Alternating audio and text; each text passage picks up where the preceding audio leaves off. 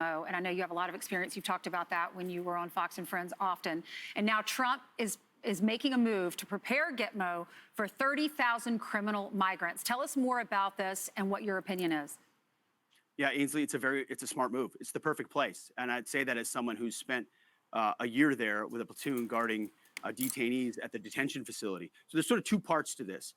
First, as we've said from the beginning, no one will wait on the Defense Department. We will be a key element of expulsions and mass deportation. So as we identify criminal illegals in our country, the military is leaning forward to help with moving them out to their home countries or someone else in the interim. Now, if they can't go somewhere right away, they can go to Guantánamo Bay.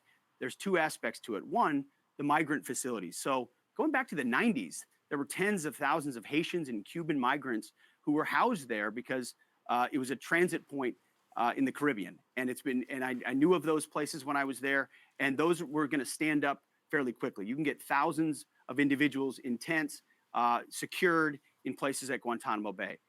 There's also the eventuality that we could have hardened criminals, hardened gang members with violent criminal pasts in transit. If that is the case, we're preparing options for the actual detention facilities, the detention facilities that are basically supermax prisons there at Guantánamo Bay, to temporarily be used to house them. We don't want to put our personnel, any Americans, at risk in transit. So if you have those existing facilities, let's use them. And we will use them to serve the interest of the American people who've been suffering under an open border and an invasion under Joe Biden.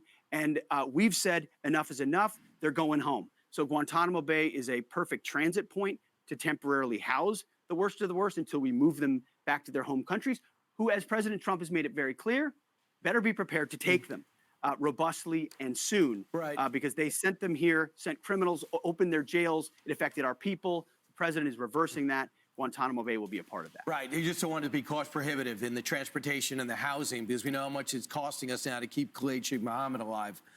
So we'll see about that. Pete, we know that Mr. Secretary,